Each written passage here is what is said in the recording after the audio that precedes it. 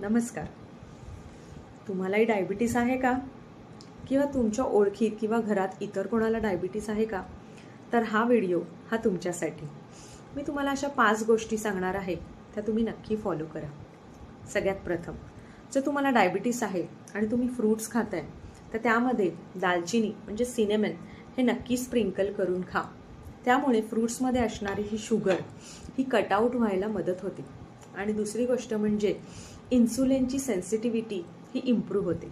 त्यानंतरची दुसरी गोष्ट, तुमचं रात्रीचं जेवण हे तुम्ही लवकर घेतलं पाहिजेत.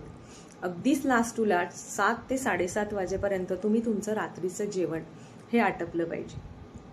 जर तुम्ही रात्री लेट जेवत असाल तर तुमची शुगर ही कधी स्टेबल होणार नाही.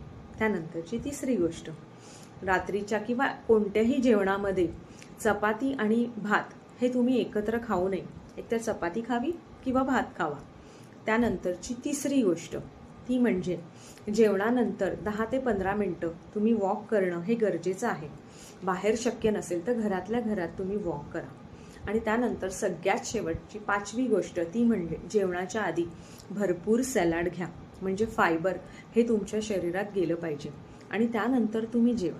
तर या 5 गोष्टी तुम्ही नक्की लक्षात ठेवा आणि तुमच्या रुटीनमध्ये फॉलो करा. आणि असेच नवनवीन व्हिडिओ आणि आयुर्वेदिक टिप्स जर तुम्हाला हव्या असतील तर मला नक्की फॉलो करा आणि व्हिडिओला लाईक करा. थँक्यू.